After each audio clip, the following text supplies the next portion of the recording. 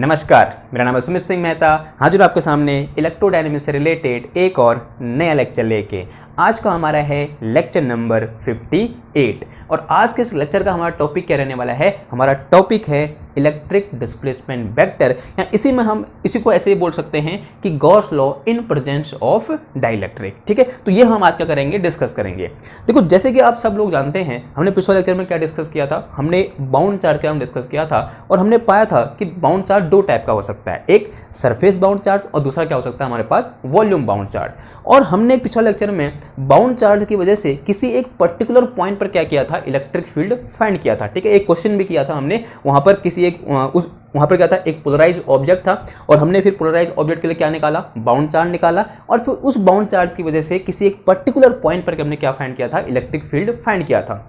आज का हमारा एम क्या रहेगा, हम bound charge plus everything else, क्या बोला मैंने, bound charge plus everything else. Everything else का मतलब क्या हुआ कि बाउंड चार्ज के अलावा जो भी कोई दूसरा चार्ज होगा उन दोनों को कंबाइन करके किसी एक पर्टिकुलर पॉइंट पर क्या करेंगे, आज हम इलेक्ट्रिक फील्ड फाइंड करेंगे। और जब हम ये पढ़ रहे होंगे तो वहीं पर बीच में कहीं पर क्या आएगा, इलेक्ट्रिक डिस्प्लेसमेंट वेक्टर का कॉन्सेप्ट आएगा और वहीं पर हम सीखेंगे कि electric field Gauss law in presence of dielectric को हम किस तरीके से देखते हैं या फिर वो क्या होता है। ठीक, क्लियर हुई इतनी बात? तो ये तो बराबरली समझा, अब एक बार लिख के चलते हैं। ओके, तो फटाफट रोज की तरह क्या करो, कॉपी पेन निकालो और हिंट डालो, क्या, इलेक्ट्रिक डिस्प्लेसमेंट वेक्टर, और इसके नीचे लिखना स्टार्ट करो, since we know since we या फिर बोलते हैं in our previous lecture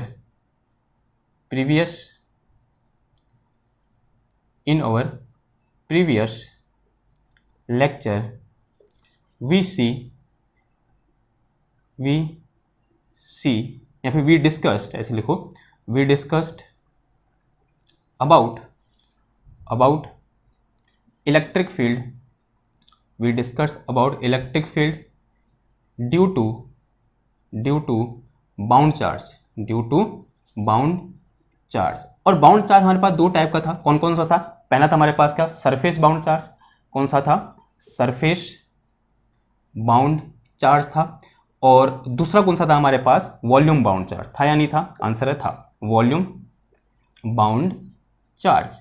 अब जो सरफेस बाउंड चार्ज होता है वो क्या होता है, उसको हम ऐसे डिफाइन करते हैं कि sigma B is equal to कितना होता है मेरे पास, पी डॉट एन कैप होता है। जहां मेरे पास पी है इसे हम क्या बोलते हैं, पोलराइजेशन बोलते हैं। एन कैप क्या होता है, यहाँ पर unit vector normal to the surface होता है। और यहाँ पर जो वॉल्यूम बाउंड चार्ज है उसको हम ऐसे डिफाइन किया था कि rho B is equal to minus का डाइवर्जेंस ऑफ पी को इस तरीके से क्या था, डिफाइन किया था। अगेन यहाँ पर जो पी है वो पोलराइजेशन है और इसका क्या निकाल रखा है मैंने, डाइवर्जेंस निकाल रखा है, और इसे हमने क्या बोला था, वॉल्यूम बाउंड चार्ज बोला था। ओके, तो ये हमने क्या किया था, डिस्कस किया था। Now we want to see, now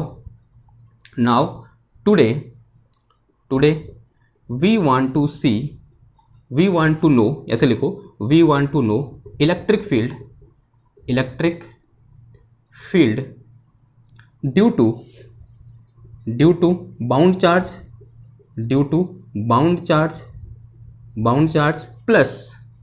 plus everything else. Else की स्पेलिंग क्या होती है, EALSE, एवरीथिंग एल्स ना। अब यहां पर एक क्वेश्चन आता है कि what is this everything else. इसको ऐसे अंडरलाइन कर दो कि जो एवरीथिंग एल्स है इसका मतलब क्या हुआ। ओके, तो यहां पर ऐसे पॉइंट करके लिखो कि what is everything else, everything EVERY, everything else. ये चीज क्या है बताओ, कोई बता सकता है मेरे को? तो दिस इज चार्ज, या फिर बोलते हैं charge other than bound charge. ठीक है, बाउंड चार्ज को छोड़कर जो भी चार्ज होता है उसको हम कहां कंसिडर करेंगे, एवरीथिंग एल्स में क्या करेंगे, कंसिडर करेंगे। ठीक है, तो charge other than bound charge. ठीक है, बाउंड चार्ज के अलावा जो मेरे पास चार्ज होगा उसे हम क्या बोलेंगे, एवरीथिंग एल्स बोलेंगे। इसके लिए एक अच्छा वर्ड ये है, तो better word for everything else is free charge. देखो लिख रहा हूं मैं क्या, better word for everything else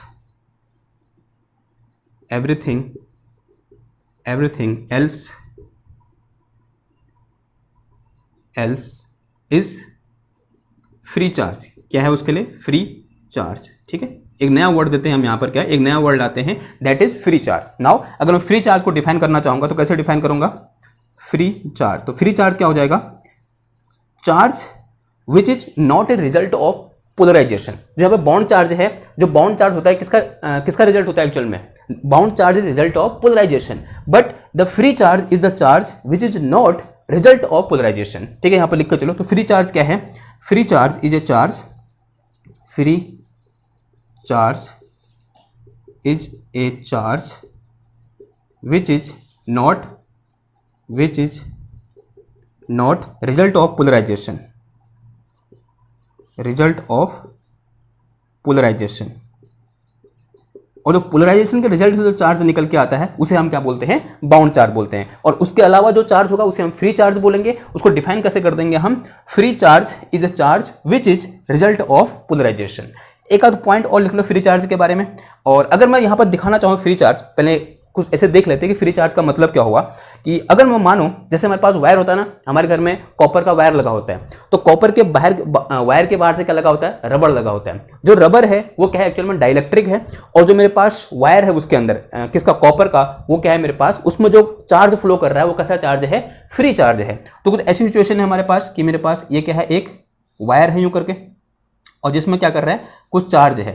ठीक है, इस तरीके से क्या है? कुछ चार्ज है।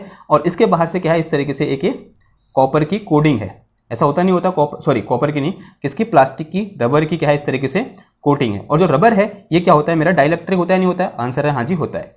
जो रबर है वो क्या है? डाइलेक्ट्रिक है। तो ये चीज़ क्या है मेरे पास? कंडक्टर है। ये क्या है मेरे पास? कंडक्टर है। और ये क्या है मेरा? डाइलेक्ट्रिक है। ये क्या है मेरा? डाइलेक्ट्रिक है। जो इस कंडक्टर में जो चार्ज है वो क्या है मेरे पास? फ्री चार्ज है या नहीं है? जो कंडक्टर में चार्ज फ्लो कर रहा है वो कैसा चार्ज है मेरे पास? फ्री चार्ज है। आंसर है हाँ जी, है। अब देखो ये कंडक्टर है और इस कंडक्टर के चारों ओर क्या है? डाइलेक्ट्रिक है।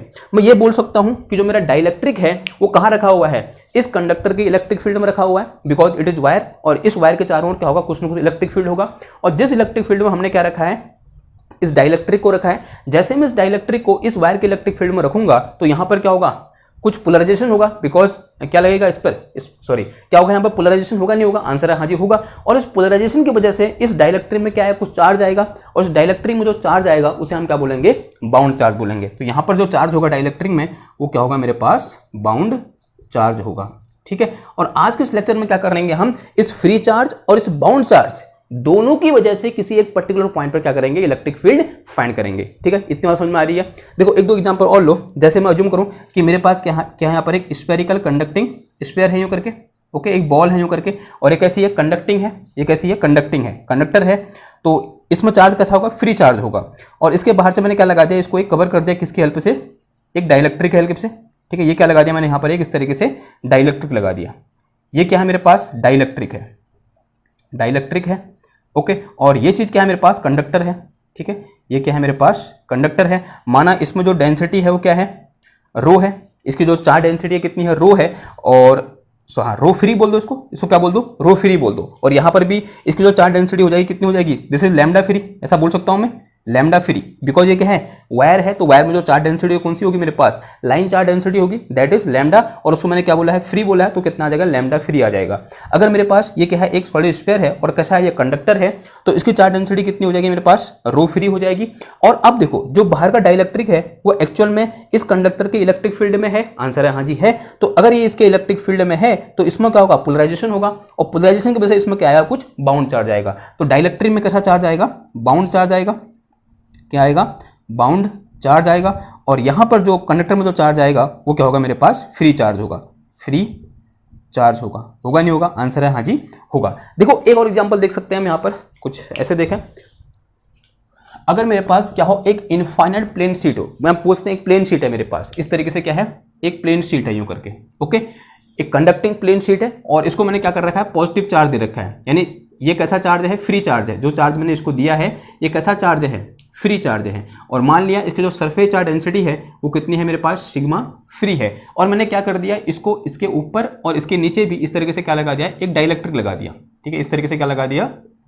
एक डाइलेक्ट्रिक लगा दिया यूं करके। क्लियर हुई इतनी बात? ओके ना। अब देखो, अब ये जो मेरे पास डाइलेक्ट्रिक है एक्चुअल में कहाँ रखा हुआ है, इस प्लेट के इलेक्ट्रिक फील्ड में रखा हुआ है। तो इस प्लेट के इलेक्ट्रिक फील्ड में रखने से इस डाइलेक्ट्रिक में क्या होगा, कुछ चार्ज इंड्यूस होगा बोल सकते हैं, इसमें पोलराइजेशन होगा, और पोलराइजेशन की वजह से जो चार्ज आता है उसे हम क्या बोलते हैं, बाउंड चार्ज बोलते हैं। यहाँ कैसा चार्ज आएगा, बाउंड चार्ज आएगा, ठीक है। और यहां पर जो हमने पहले से दिया है that charge is free charge, इस चार्ज को हम क्या बोलेंगे, फ्री चार्ज बोलेंगे। और हमारा एम क्या है, हम क्या करेंगे, इस बाउंड चार्ज और फ्री चार्ज के कारण कंबाइनली किसी पॉइंट पर इलेक्ट्रिक फील्ड कितना होगा, ये हम क्या करेंगे, फाइंड करेंगे। आई होप आपको जो आज का एम है वो समझ में आ गया होगा। अब कुछ इंपॉर्टेंट चीज और देख लो एक आध फ्री चार्ज के बारे में। देखो फ्री चार्ज कौन दे रहा है, हम दे रहे हैं, क्योंकि ये जो मेरे पास प्लेट है इसमें चार्ज किसने दिया है, हमने दिया है। यानी फ्री चार्ज कितना होगा ये हमारे क्या है, कंट्रोल में है। तो यहां पर लिखो we can control free charge, ये सब बनाने के बाद इसके नीचे लिखना we can control free charge. हम क्या कर सकते हैं, फ्री चार्ज को कंट्रोल कर सकते हैं, ठीक है। क्या हम जो मेरे पास ये बाउंड चार्ज है क्या उसे कंट्रोल कर सकते हैं, नहीं, वो किसकी वजह से आएगा, इलेक्ट्रिक फील्ड की वजह से आएगा, उसे हम कंट्रोल नहीं कर सकते। तो इतना लिख दो, क्या we can control bound charge, हम अपने सहूलियत के अनुसार बाउंड चार्ज को घटा या बढ़ा सकते हैं, सॉरी फ्री चार्ज को घटा या बढ़ा सकते हैं, या बोल सकते हैं हम ऐसा ही बोल सकते हैं कि हमारे पास फ्री चार्ज से रिलेटेड नॉलेज पहले से होगी। क्यों, क्योंकि हमने क्या दिया है, फ्री चार्ज दिया है, तो हमको पता है कि हमने कितना फ्री चार्ज इस कंडक्टर को यहां पर और इस कंडक्टर को यहां पर और इस कंडक्टर को यहां पर हमने दिया है। इतनी बात क्लियर हुई आपको। नाउ अब अगर मैं यहां पर बोलूं कि मैं ये फाइंड करने को जाऊं कि नेट चार्ज डेंसिटी कितनी है, अगर मैं बोलूं कि टोटल चार्ज डेंसिटी कितनी होगी, तो total charge density will be equal to free charge density plus bound charge density, होगा नहीं होगा, यहां पर बताओ।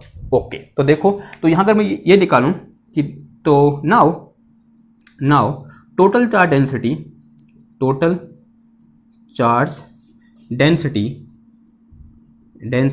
विल बी इक्वल टू किसके बराबर होगी मेरे पास, free charge density plus bound charge density. क्या हो जाएगा, फ्री चार्ज डेंसिटी फिर प्लस क्या आ जाएगा, बाउंड चार्ज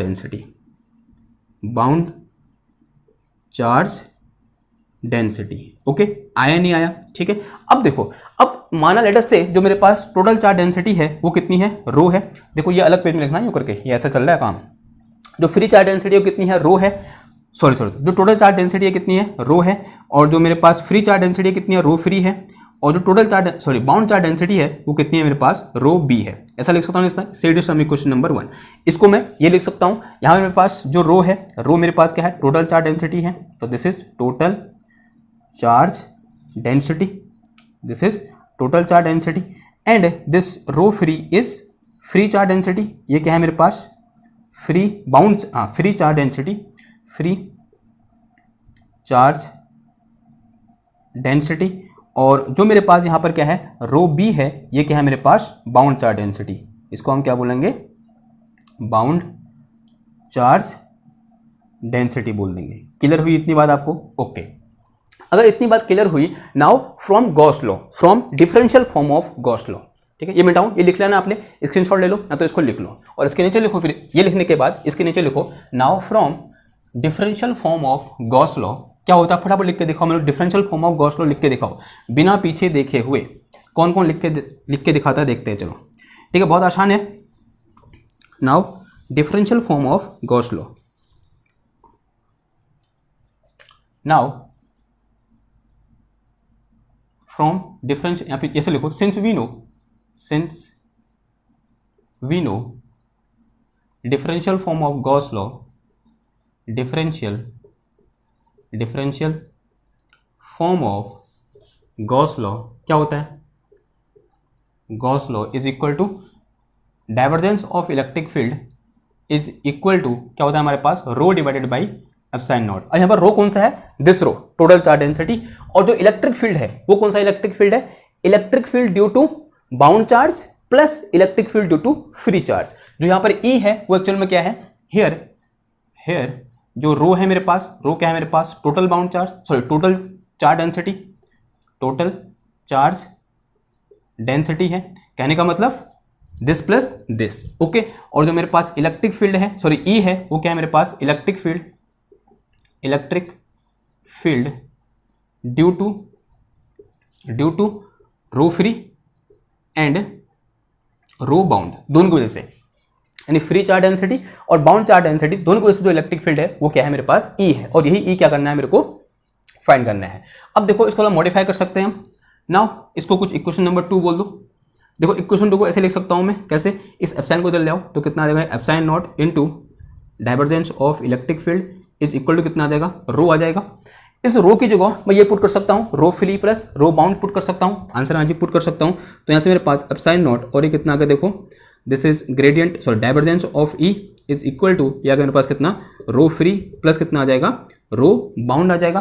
थोड़ी देर पहले हमने पढ़ा था कि जो रो बाउंड होता है वो कितना होता है, रो बाउंड इज इक्वल टू होता है मेरे पास कितना, माइनस का डाइवर्जेंस ऑफ पी, पोलराइजेशन के बराबर होता है, ठीक है, माइनस का डाइवर्जेंस ऑफ पोलराइजेशन। तो इसको उठा कहाँ पुट कर दो, इधर पुट कर दो। तो देखो यहाँ से मेरे पास कितना आ गया, epsilon naught this is divergence of E is equal to rho free, और ये माइनस का कितना आ जाएगा यहाँ पर, डाइवर्जेंस ऑफ पी आ जाएगा। ये माइनस इधर क्या हो जाएगा, प्लस हो जाएगा। तो यहाँ से मेरे पास this is epsilon naught this is divergence of E, और ये क्या आ जाएगा, प्लस आ जाएगा, and this is divergence of P and this is equal to rho free, ऐसा कुछ आ गया।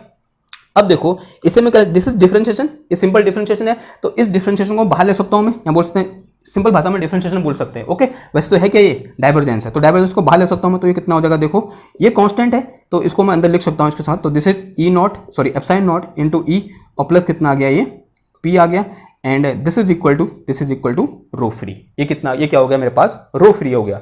अब यहां पर इस बड़े ब्रैकेट के अंदर या फिर स्क्वायर ब्रैकेट के अंदर जो चीज मैंने लिखी है इसी को हम क्या बोलते हैं, इलेक्ट्रिक डिस्प्लेसमेंट वेक्टर बोलते हैं। जो ये चीज लिखी ना मैंने यहां पर, इसी को हम क्या बोलते हैं, इलेक्ट्रिक डिस्प्लेसमेंट वेक्टर बोलते हैं। तो हेयर तो this is E naught sorry epsilon not plus का ई और plus P is called electric displacement vector. क्या बोलते हैं, इलेक्ट्रिक डिस्प्लेसमेंट वेक्टर बोलते हैं। किधर है इतनी बात, तो ये बात अपने दिमाग में रख लो, इसे हम क्या बोलते हैं, इलेक्ट्रिक डिस्प्लेसमेंट वेक्टर बोलते हैं। And it is written as, तो इसको हम कैसे लिखते हैं, डी से रिप्रेजेंट करते हैं। तो इलेक्ट्रिक डिस्प्लेसमेंट वेक्टर तो कैसे रिप्रेजेंट करते हैं, डी से रिप्रेजेंट करते हैं। तो डी इक्वल टू कितना हो जाएगा मेरे पास, एप्सिलॉन नॉट इनटू ई और प्लस कितना आ गया, ये पी आ गया। तो this is our electric displacement vector and you have to remember it, ठीक है। इससे क्या कर लो, अपने दिमाग में बसा लो। इससे क्या बोल दो, कुछ इक्वेशन नंबर 3 बोल दो, और इसे क्या बोल दो, इक्वेशन नंबर 4 बोल दो। This equation is very very important, and बहुत बार यहां से क्या आता है, क्वेश्चन आता है, आपको पोलराइजेशन दे देगा और आपसे पूछेगा कि इलेक्ट्रिक फील्ड कितना है। ध्यान सुना बात को, क्या बोल रहा हूं मैं, सिर्फ पोलराइजेशन देगा और आपसे पूछेगा कि इलेक्ट्रिक फील्ड क्या है। इसका मतलब पहले आपको क्या फाइंड करना पड़ेगा, डी फाइंड करना पड़ेगा, ठीक है। समझ में आई बात। अब डी कैसे फाइंड करोगे, एक काम करो, यहां जो डी हमने लिखा है इसको उठा कहां पुट कर दो, इन इक्वेशन 3 पुट कर दो। Now putting 4 in equation 3, now putting 4 in equation number 3। Now putting 4 in 3 we get what we get, देखो कि डाइवर्जेंस ऑफ क्या आ जाएगा, इसको जो कितना पुट कर दोगे, डी पुट कर दोगे। तो divergence of D is equal to कितना आ गया, रो फ्री आ गया। देखो ये क्या है, this is a very very important formula and this thing is known as differential form of Gauss law in presence of dielectric. इसी को हम क्या बोलते हैं, differential form of Gauss law in presence of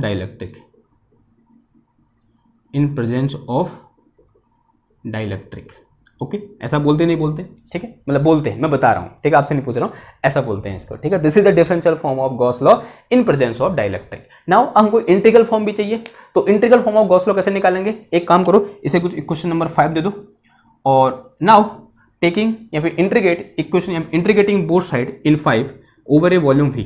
now integrating या फिर ऐसे लिख के चलो, यहाँ पे इंटीग्रल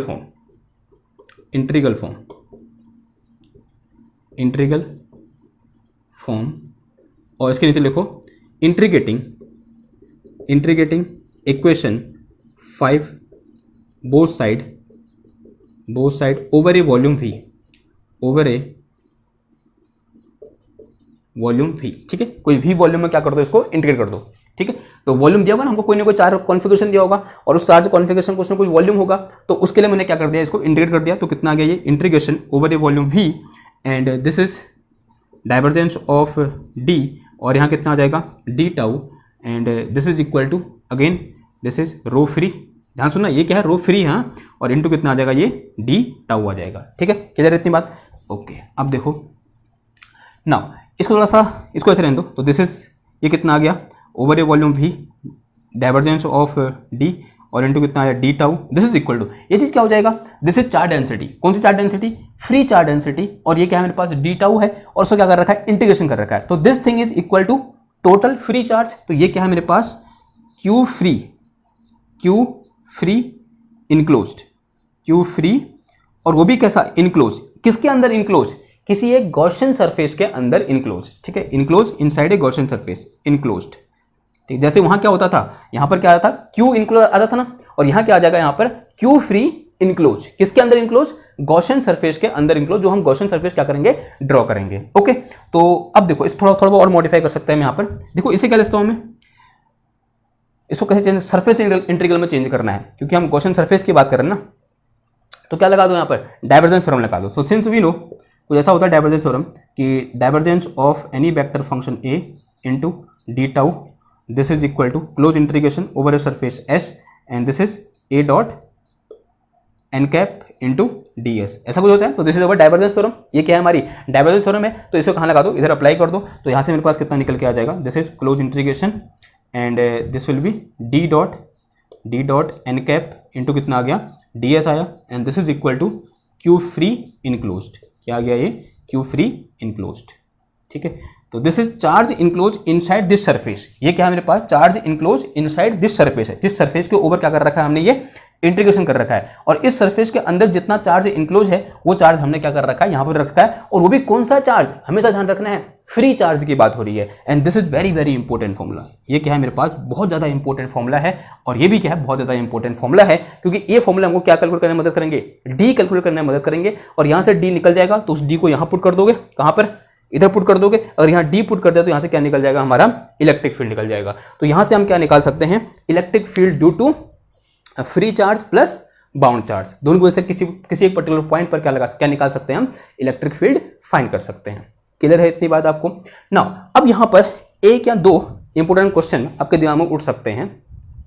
जैसे एक क्वेश्चन तो ये आता है यहाँ पर कि हमें ऐसा फील हो रहा है, तो ध्यान सुना बात को, कि हमें ऐसा फील हो रहा है कि जब हमने यहाँ पर क्या लिखा, रो फ्री लिखा, सॉरी नेट रो लिखा, नेट चार्ज डेंसिटी लिखी, दिस इज इक्वल टू, ठीक है, ऐसे इसको दिमाग में बैठा रहना, क्योंकि ये बाय-बाय का क्वेश्चन बन सकता है। कभी आपके टीचर आपसे पूछ सकते हैं, बाय-बाय के मतलब आपका बाय-बाय हो रहा होगा और इलेक्ट्रोडायनेमिक्स का वाइवा होगा, प्रैक्टिकल होगा, वहाँ पर आपसे पूछ सकते हैं कि मतलब ये क्यों है, कि अगर मेरे हमने क्या लिखा है यहाँ पर, रो इक्वल टू क्या लिखा, रो फ्री प्लस रो बाउंड लिखा, ये लिखा, यानी हमने यहाँ पर आपको लग सकता है, यहाँ पर फील हो सकता है, फील क्या हो रहा है, दिख रहा है हमको साफ साफ कि हमने तो यहाँ पर जो सरफेस बाउंड चार्ज था उसको तो मतलब नेग्लेक्ट कर दिया ना, उसको तो बात ही नहीं कर रहे हम, उसकी बात क्यों नहीं कर रहे हैं, हमने यहाँ पर क्या लिया, सिर्फ वॉल्यूम बाउंड चार्ज लिया। लेकिन अगर मैं बात करूं किसकी, इस भाई साहब की, सरफेस बाउंड चार्ज की बात करूं, तो अब क्या इसको हमने क्यों इंक्लूड नहीं किया, तो इसका आंसर ये है कि जो ये सरफेस बाउंड चार्ज है ना, एक्चुअल में इस वॉल्यूम बाउंड चार्ज के अंदर ही क्या हो गया है, इंक्लूड हो गया है। समझ में आ रही बात आपको, थोड़ा बहुत ध्यान सुनना बात को, कि एक्चुअल में क्या है, आपको क्या बोलना है, ऐसे एग्जामिनर को क्या बोलना है कि एक्चुअल में कि जो सरफेस बाउंड चार्ज है वो वॉल्यूम बाउंड चार्ज के अंदर ही क्या हो गया है, इंक्लूड हो गया है। अगर आपने इतना बोल दिया ना, आपका एग्जामिनर समझ जाएगा कि जो सामने वाला बंदा मेरे को आंसर दे रहा है वो पढ़ के आ रखा है, ठीक है। और बस अगर एक बार उसको ये पता चलेगा पढ़ के आया है, फिर उसके बाद कोई महंगा सवाल पूछते हैं नहीं हो, उसके बाद कहते हैं कि चलो बढ़िया है, बहुत अच्छा, जाओ। ओके, देखो अब ऐसा क्यों बोला, थोड़ा बहुत आपको मैं फील कराना चाहता हूँ। ओके, देखो कुछ ऐसा सिचुएशन है यहाँ पर, ज़्यादा कुछ नहीं बोल पाऊंगा, मैं पहले बोल रहा हूँ इसमें, ठीक है, क्यों यहाँ पर इसको इंक्लूड नहीं किया। एक्चुअल में किताब में ये लिखा है कि इसको यहाँ पर इसके अंदर ही ये चीज़ क्या हो गई है, इंक्लूड हो गई। जो मेरे पास सिग्मा बी है वो एक्चुअल में रो बी के अंदर ही आ गया है। ओके, मैं थोड़ा बहुत आपको समझाना चाहता हूँ, मैं पहले बोल रहा हूँ, ज़्यादा इसमें कुछ नहीं बोल सकता। देखो कुछ ऐसी सिचुएशन है मेरे पास कि अगर मेरे पास मान लिया ये क्या है, कोई एक पोलराइज्ड ऑब्जेक्ट है, ये क्या है मेरा एक पोलराइज्ड ऑब्जेक्ट है। कैसा है कि पोलराइज्ड ऑब्जेक्ट है। अब देखो अगर हम पोलराइजेशन की बात करूं, इसके बाहर, इस ऑब्जेक्ट के बाहर जो पोलराइजेशन P होगा वो कितना हो जाएगा, जीरो हो जाएगा, होगा नहीं होगा, जीरो होगा नहीं होगा। पोलराइजेशन इस ऑब्जेक्ट के बाहर, ये डाइलेक्ट्रिक ऑब्जेक्ट के बाहर पोलराइजेशन कितना होगा, 0 होगा। ये क्या है, एक सॉलिड ऑब्जेक्ट है यूं करके, इसके अंदर कुछ ना कुछ पोलराइजेशन होगा, लेकिन जब मैं इसके बाहर जाऊंगा तो पोलराइजेशन कितना हो जाएगा, 0 हो जाएगा। लेकिन जब मैं किसकी बात करता हूं, डाइवर्जेंस और पोलराइजेशन की बात करता हूं, किसकी बात करता हूं, क्योंकि मुझे क्या चाहिए, बाउंड चार्ज चाहिए, ठीक है। और बाउंड चार्ज क्या होता है, माइनस का डाइवर्जेंस और पोलराइजेशन होता है। अगर मैं इसकी बात करूं तो ये क्या आता है, डिराक डेल्टा फंक्शन आता है। क्या आता है, डिराक डेल्टा फंक्शन। एक्चुअल में ये क्या होता है, हमारा डिराक डेल्टा फंक्शन होता है, ठीक है। अब देखो, अगर मैं डिराक डेल्टा फंक्शन की बात करूं तो Dirac delta function will vanish when, अगर मैं यहां पर रेडियस बोलूं, this is R, this Dirac delta function, यानी किसकी बात कर रही है, इसकी बात हो रही है। This Dirac delta function is vanish when R tends to capital R. ऐसा होगा, नहीं होगा, ठीक है। तभी तो डिराक डेल्टा फंक्शन की बात, डिराक डेल्टा फंक्शन होता है कैसे, किसी एक पर्टिकुलर पॉइंट पर डिफाइन होता है और जो कितना होता है, 0 होता है। तो उस तरीके से बाउंड चार्ज की बात हो रही है यहाँ पर, तो दिस इज बाउंड चार्ज, तो बाउंड चार्ज की बात हो रही है, तो इसके अंदर क्या होगा, डिफाइन होगा, ठीक है। और जैसे ही इसके बाहर जाऊंगा वो कितना हो जाएगा, 0 हो जाएगा। तो इस सेंस में ऐसा बोला है कि यहाँ पर जो मेरे पास सिग्मा बी है वो एक्चुअल में किसके अंदर आ गया है, रो बी के अंदर ही आ गया है, ठीक है। ये बकवास नहीं भी बोलोगे चलेगा, ठीक है। अपने सर से आप सिर्फ इतना बोल देना कि जो सिग्मा बी है वो एक्चुअल में रो बी के अंदर ही क्या हो गया है, इंक्लूड हो गया है। तभी हम यहां पर क्या नहीं लेते हैं, सिग्मा बी को सेपरेटली नहीं लेते हैं। लेकिन जब कैलकुलेट करने की बात आती है तो हम सिग्मा बी को सेपरेटली कैलकुलेट कर सकते हैं, ठीक है। समझ में आई बात, जो कि हमने पिछले लेक्चर में डिस्कस किया था कि सिग्मा बी को अलग कैलकुलेट किया था हमने और रो बी को हमने क्या किया था, अलग कैलकुलेट किया था, ठीक। और भी अगर इसमें आपको समझना है, एक बार ग्रिफिथ में जाना, थोड़ा बहुत उन्होंने मतलब एक्सप्लेन कर रखा है, यहाँ पे दिख ही रहा होगा आपको, मेरे को उतना समझ में वहाँ पर आया नहीं, तो उसके लिए मैं क्या ही कर सकता हूँ, ओके, ठीक है ना। तो ये तो एक क्वेश्चन तो यहाँ से ये बना कि हमने यहाँ पर ये चीज़ क्यों नहीं ली। एक क्वेश्चन ये बनता है इसको देखकर, किस चीज़ को देखकर, इस चीज़ को देखकर, इस रो फ्री को देखकर। आपको एग्जामिनर बोलेगा, एग्जामिनर क्या बोलेगा, आपको बोलेगा कि ये चीज़ एक इक्वेशन दे देगा आपको और आपसे बोलेगा कि जो डिस्प्लेसमेंट वेक्टर है वो किस वजह से आता है, जो इलेक्ट्रिक डिस्प्लेसमेंट वेक्टर है वो किस वजह से आता है, और आपको ये इक्वेशन दे देगा। और इस इक्वेशन को देखकर आप फटाक से बोलोगे कि जो इलेक्ट्रिक डिस्प्लेसमेंट वेक्टर है this is due to free charge. ये किसकी वजह से होता है, फ्री चार्ज की वजह से होता है। लेकिन ऐसा नहीं है, फ्री चार्ज तो कब आया, आफ्टर कैलकुलेशन, ये सब कैलकुलेट करने के बाद यहां पर ये फ्री चार्ज आया। लेकिन जो मेरे पास डी है वो किसकी वजह से है, फ्री चार्ज और बाउंड चार्ज दोनों के कॉम्बिनेशन की वजह से है। जो मेरे पास डिस्प्लेसमेंट वेक्टर आता है, इलेक्ट्रिक डिस्प्लेसमेंट वेक्टर आता है, वो किसकी वजह से आता है, free charge plus bound charge, दोनों की वजह से यहां पर यह टर्म आता है, सिर्फ एक की वजह से नहीं आता है। लेकिन यहां पर इस इक्वेशन में क्या लगता है, वो सिर्फ एक की वजह से आ रहा है। तो ये यहां पर एक क्या बन जाता है, इंपॉर्टेंट क्वेश्चन बन जाता है आपके क्वेश्चन में, या फिर एमसीक्यू में, या फिर आपका एग्जामिनर आपसे पूछ सकता है, ठीक है, या फिर आपके एग्जामिनर सर आपसे पूछ सकते हैं। क्लियर हुई इतनी बात। तो ये क्या हो गया, हमारा concept of electric displacement vector हो गया, ठीक है। अब इससे रिलेटेड कुछ क्वेश्चन कर लेते हैं, आपका जो कॉन्सेप्ट है और बेहतर तरीके से क्या हो जाएगा, क्लियर हो जाएगा, ठीक। तो ग्रिफिथ से एक आध क्वेश्चन लेते हैं, अच्छे अच्छे क्वेश्चन दे रखे हैं इसमें। देखो ग्रिफिथ का एग्जाम्पल 4.4 देखो, ठीक है। आपके पास किताब है तो थोड़ा किताब निकालो, 4.4 दिया है, इसको सॉल्व करने की कोशिश करो, ठीक है। ये सॉल्यूशन भी दिया है इसका, नीचे से देखो क्या निकलता है आंसर इसका। क्या दिया है, मैं क्वेश्चन पढ़ो एक बार। देखो कुछ बोल रहे हैं, a long straight wire carrying uniform charge density lambda is surrounded by rubber insulator या फिर insulating out to a radius A, find the electric displacement vector. क्या निकालना है हमको, डी फाइंड करना है, ओके। देखो वायर वाली बात होगी, जो एग्जांपल हमने लिया था फर्स्ट वाला, वैसी बात होगी कुछ कि हमारे पास क्या है, एक वायर है जिसको किसी एक रबर से क्या कर रखा है हमने, प्लास्टिक से क्या कर रखा है, कवर कर रखा है, और हमें क्या करना है, इलेक्ट्रिक डिस्प्लेसमेंट वेक्टर डी क्या करना है, फाइंड करना है, ओके। एक बार और पढ़ लें। देखो एग्जाम्पल 4.4 ग्रिफिथ का एग्जाम्पल 4.4 क्या बोल रहा है, ए long straight wire carrying a uniform line charge lambda. एक लॉन्ग बनाना तो ऐसे बना दो, इस तरीके से है कुछ, ओके। ऐसा वायर है और इस वायर के लिए लैम्डा क्या है, उसकी चार्ज डेंसिटी है। जो लैम्डा क्या है, उसकी चार्ज डेंसिटी है। ये कौन सी चार्ज डेंसिटी हुई, फ्री चार्ज डेंसिटी। तो ये क्या हुआ, मेरे पास लैम्डा फ्री हुआ, तो लैम्डा फ्री दे रखा हमको, यहाँ बोलते हैं फ्री चार्ज डेंसिटी। ये क्या हुई मेरे पास, फ्री चार्ज डेंसिटी हुई। फिर बोल रहा है is surrounded by a rubber insulating, is surrounded by rubber insulating out to a radius a. इसको क्या कर रखा है, एक इंसुलेटिंग, एक ऐसे रबर से कवर कर रखा है यूं करके, और जो क्या कर रहा है, इसको इंसुलेट कर रहा है, और कहां तक कर रहा है, रेडियस आर तक, यानी इसकी रेडियस कितनी है, यहां से यहां तक, दिस इज ए। ये कितना बोला है उसने, ए बोला है। Find the electric displacement vector, हमें क्या करना है, इलेक्ट्रिक डिस्प्लेसमेंट वेक्टर क्या करना है, फाइंड करना है। तो कर दो फाइंड, क्या है,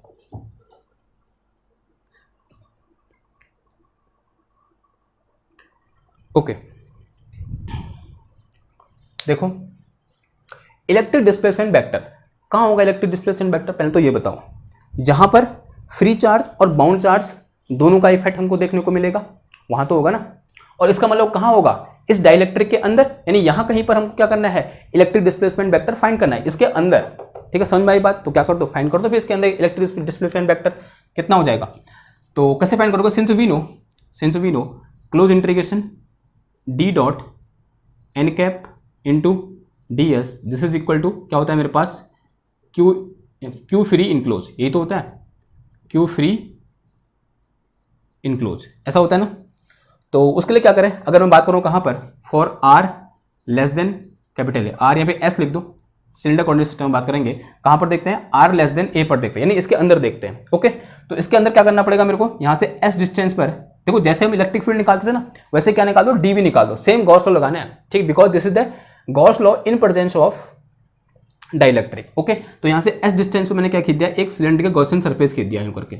ओके, देखो जिसने गॉस लॉ ध्यान से पढ़ा होगा ना, उसी को ये चीज समझ में आ रही होंगी, और जो बिना गॉस लॉ पढ़े यहाँ आ गया ना, उसको ऐसा लग रहा होगा कि मतलब क्या जो हो रहा है और ये क्यों हो रहा है। ठीक है, और अज्यूम करो इसकी जो लेंथ है यहाँ से यहाँ तक वो कितनी है, एल है, जो हमने गॉसियन सरफेस ड्रॉ कर रखा है उसकी लेंथ कितनी है, एल है, और रेडियस कितनी है उसकी, एस है। तो यहाँ से मेरे पास अगर मैं क्या निकालूँ, क्यू फ्री इनक्लोज निकालूँ, पहले तो इसको ऐसे रहने दो, जैसे D dot N cap into कितना आ जाएगा, डी एस आ जाएगा, और क्यू फ्री इनक्लोज की बात करेंगे तो दिस इज इक्वल टू कितना हो जाएगा, ये लैम्डा इंटू कितना आ जाएगा, डी एल आ जाएगा, बिकॉज लाइन चार्ज डेंसिटी है, तो लैम्डा इंटू कितना आ जाएगा, डी एल आ जाएगा। ठीक है, तो this will be equal to, lambda तो कांस्टेंट है, बाहर आ गया, लैम्डा क्या है, कांस्टेंट है, बाहर आ गया, और इसकी लेंथ कैपिटल एल मान लो, क्या मान लो इसको, कैपिटल एल मान लो, तो कैपिटल एल क्या हो जाएगा, डी एल का इंटीग्रेशन कितना हो जाएगा, इंटीग्रेशन ऑफ क्या आ जाएगा, ये डी एल आ जाएगा। तो this is equal to Q into sorry lambda into कितना आ गया, एल आ गया, यानी इसके अंदर कितना चार्ज इनक्लोज है, इतना चार्ज, यानी लैम्डा इंटू एल चार्ज क्या है, इनक्लोज है। अब इसकी बारी देखो, तो this is integration, this is D dot N cap into कितना हो जाएगा, डी एस हो जाएगा। देखो जो डी होगा वो एन कैप की डायरेक्शन में होगा, तभी मैंने यहाँ पर इस तरीके से ही गॉसियन सरफेस ले रखा है कि जो डी है वो एन कैप की डायरेक्शन में है, जो मेरे पास डी वेक्टर है वो किस डायरेक्शन में है, एन कैप डायरेक्शन में, इन दोनों के बीच का एंगल कितना है, या तो 0 होना चाहिए या फिर 180 होना चाहिए, तभी मैंने यहाँ पर क्या ले रखा है, जानबूझकर जो गॉसियन सरफेस है वो कैसे ले रखा है, सिलेंड्रिकल ले रखा है, तो ऐसा होगा यहाँ पर। ठीक है, वो इलेक्ट्रिक फील्ड जब हमने कैलकुलेट किया था वहाँ पर बहुत अच्छी तरह डिस्कस कर रखा है हमने। तो यहाँ पर मेरे पास डी अगर दोनों सेम है तो कितना हो जाएगा, देखो ये आ जाएगा मेरे पास कितना, डी एन कैप कितना आ जाएगा, D N cap dot N cap और इंटू कितना आ गया, D S, this is equal to कितना आ गया, लैम्डा एल आ गया। देखो एन कैप 1 हो जाएगा, और डी कांस्टेंट, सॉरी हाँ कांस्टेंट है, बाहर आ गया, और अंदर कितना बच गया, ये into D S, and this is equal to lambda into कितना आ गया, एल आ गया। डी एस का मतलब क्या होता है, इसका सरफेस एरिया जो मेरे पास सिलेंडर है, और सिलेंडर का सरफेस एरिया कितना होता है बताओ। ठीक है, याद है आपको सिलेंडर का सरफेस एरिया कितना होता है, 2 पाई आर एल, कितना होता है, 2 पाई आर एल, यानी गॉसियन सरफेस कैसा है, सिलेंड्रिकल है, उसका सरफेस एरिया कितना होगा, 2 pi R L, and this is equal to कितना हो जाएगा, लैम्डा इंटू एल हो जाएगा, this is equal to lambda into L. Okay, देखो इस एल से ये एल क्या हो जाएगा मेरा, कैंसिल हो जाएगा, तो यहाँ से मेरे पास डी इक्वल टू कितना आ गया, लैम्डा इंटू 2 पाई आर, कितना हो जाएगा, सॉरी एस होगा। ठीक है, this is equal to S, तो लैम्डा इंटू कितना, लैम्डा अपॉन कितना आ गया, 2 पाई एस आ गया, तो दिस इज माई डी। अगर डायरेक्शन की बात करूंगा तो डायरेक्शन कैसे निकाल दो, जैसे इलेक्ट्रिक फील्ड डायरेक्शन में लिखी थी उस तरीके से डी की डायरेक्शन में आ जाएगी, तो direction of D in vector form तो आ जाएगा मेरे पास कितना, लैम्डा इंटू 2 पाई एस, और ये कितना आ गया मेरे पास यहाँ पर, एस कैप आ गया, कितना आ गया, एस कैप। ओके, अब देखो अगर मैं, ध्यान सुनना बात को, अगर मैं यहाँ पर आउटसाइड द डाइलेक्ट्रिक अगर मैं डी निकालना चाहूँ, ध्यान सुनना बात को, अगर मैं आउटसाइड द डाइलेक्ट्रिक डी निकालना चाहूँ, क्या उसमें कोई अंतर आएगा डी की वैल्यू में, कोई अंतर नहीं आएगा, because this only depend upon free charge. तो यहाँ पर अगर मैं गॉसियन सरफेस, अगर मैं एस यहाँ लूँ और मैं फिर एस के अबाउट इस तरीके से गॉसियन सरफेस ड्रॉ करके डी निकालूँ, तब भी आंसर क्या आएगा, सेम आएगा। जो मैं फर्स्ट टाइम बोल रहा था कि मुझे क्या निकालना है, इलेक्ट्रिक डिस्प्लेसमेंट वेक्टर निकालना है और कहाँ निकालूंगा, अंदर निकालूंगा, तो वो नहीं भी बोलता फिर भी चलता। मैं बाहर निकालूं या अंदर निकालूं, बात क्या आएगी, सेम ही आएगी। यानी डी का आंसर क्या आएगा, सेम आएगा। मैं चाहे अंदर निकालूं या चाहे बाहर निकालूं इसके, तो डी की वैल्यू कितनी आएगी, lambda into lambda divided by 2 pi S S cap के बराबर ही आएगी, उसके अलावा और कुछ नहीं आना। तो दिस इज अवर आंसर। तो ये क्या हो गया, हमारा आंसर हो गया। ठीक, क्लियर है बात।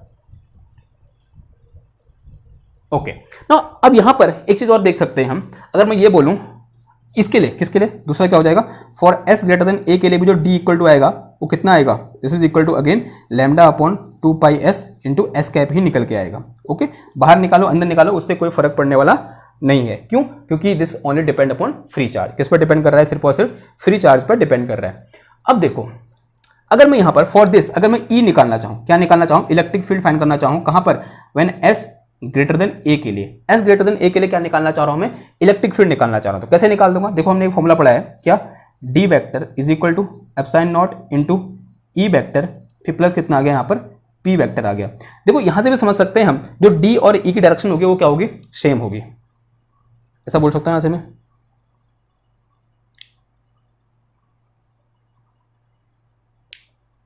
होती तो सेम है, ये भी एस कैप में है और ये भी एस कैप में आएगा यहाँ पर। ठीक है, रुको इसको थोड़ा होल्ड करो, थोड़ा देख ले, थोड़ा देख ले, ई निकाल दो यहाँ पर। तो ई निकलेगा, ई कैसे निकलेगा, अगर मैं बात करूँ कहाँ पर, एस ग्रेटर देन ए पर जो पी होगा वो कितना होगा, 0 होगा। देखो because it is outside the dielectric, तो फॉर किसके लिए, फॉर एस ग्रेटर देन ए के लिए जो पोलराइजेशन होगा कितना होगा, 0 होगा। यानी ये कहाँ है, बाहर है, तो बाहर जो पी होगा कितना होगा, 0 होगा, तो इसके लिए कितना 0 आ जाएगा। तो यहाँ से मेरे पास जो डी इक्वल टू निकल के आएगा वो कितना निकल के आएगा, एप्सिलॉन नॉट इंटू ई निकल के आ जाएगा। तो ई इक्वल टू ये आ गया मेरे पास कितना, lambda upon 2 pi epsilon naught into S और इंटू एस कैप निकल के आ गया। ठीक है, यही तो निकल के आता है वहाँ पर, इलेक्ट्रिक फील्ड यही तो निकल के आया था जब हमने किसी एक वायर का इलेक्ट्रिक फील्ड फाइंड किया था। ठीक, ये निकल के आया था आंसर, हाँ जी हाँ जी। ओके ना, अगर मैं बात करूँ किसकी, इनसाइड, अगर मैं हाँ बात करूँ तो सेकेंड केस के लिए एस लेस देन ए पर अगर मैं इलेक्ट्रिक फील्ड निकालना चाहूँ, क्या मैं निकाल सकता हूँ, अभी मैं कुछ नहीं कर सकता इसके बारे में। क्यों, बिकॉज जो पी है inside the this dielectric, P क्या होगा हमें पता नहीं है। अगर पी ही पता नहीं है तो यहां पर मैं इलेक्ट्रिक फील्ड फाइंड नहीं कर सकता, बिकॉज वी हैव 2 अननोन। अगर 2 अननोन हो जा रहे हैं, इलेक्ट्रिक फील्ड भी और पोलराइजेशन भी, तब मैं यहां पर इसके अंदर इस पर्टिकुलर केस के लिए इलेक्ट्रिक फील्ड फाइंड नहीं कर सकता। ठीक है, अगर मुझे ई दिया होता, सॉरी पी दिया होता कि इसके अंदर पोलराइजेशन किस टाइप से वेरी कर रहा है, तब मैं यहां पर ई क्या कर सकता था, फाइंड कर सकता था। ठीक, क्लियर हुई इतनी बात। ओके ना, एक क्वेश्चन और देख लेते हैं।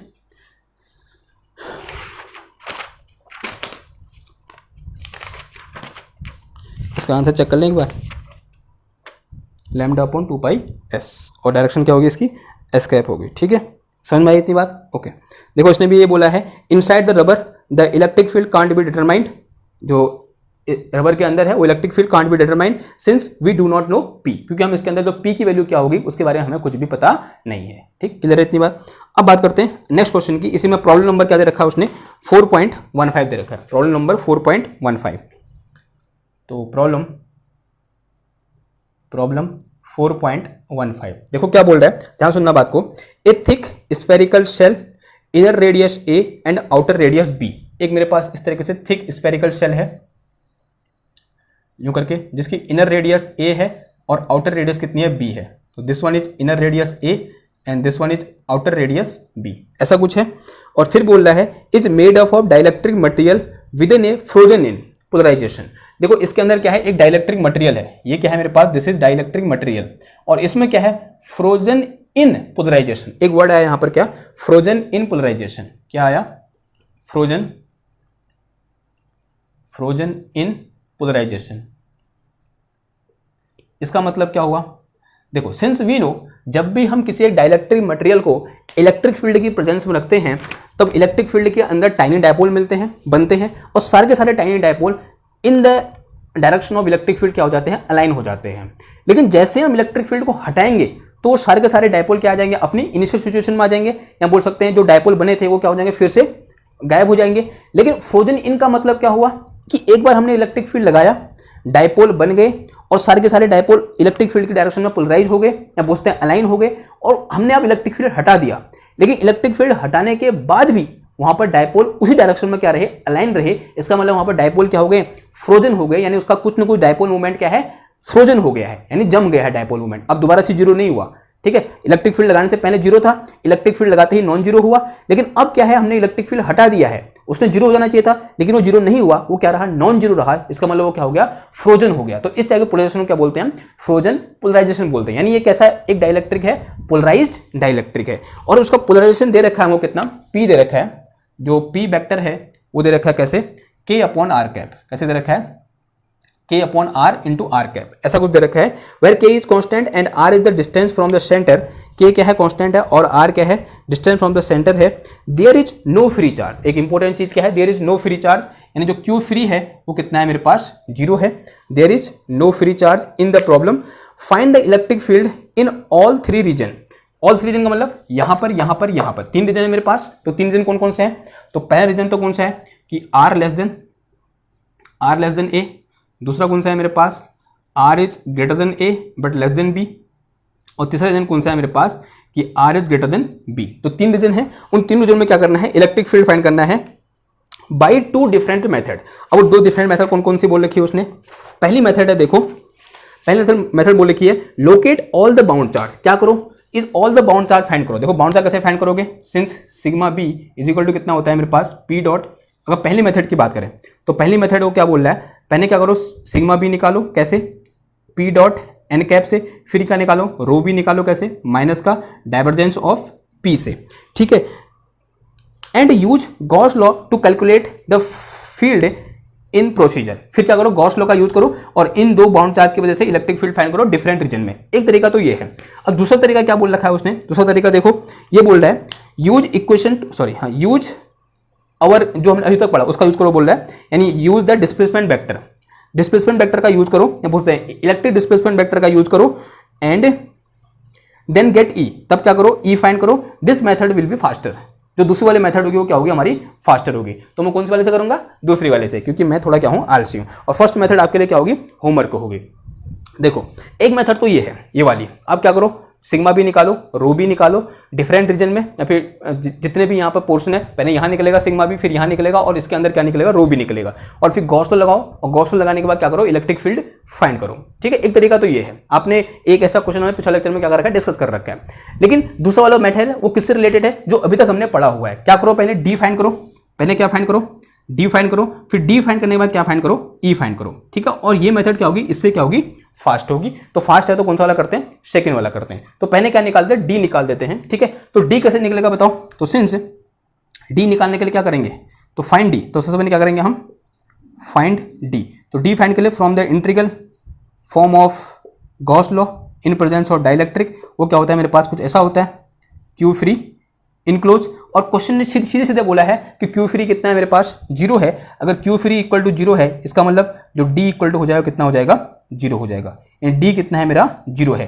तो इस पर्टिकुलर केस के लिए या फिर इस पूरे सिस्टम के लिए आप पूछते हैं, इस क्वेश्चन में जो डी है मेरा, या फिर जो इलेक्ट्रिक डिस्प्लेसमेंट वेक्टर है, उसकी वैल्यू कितनी है, जीरो है।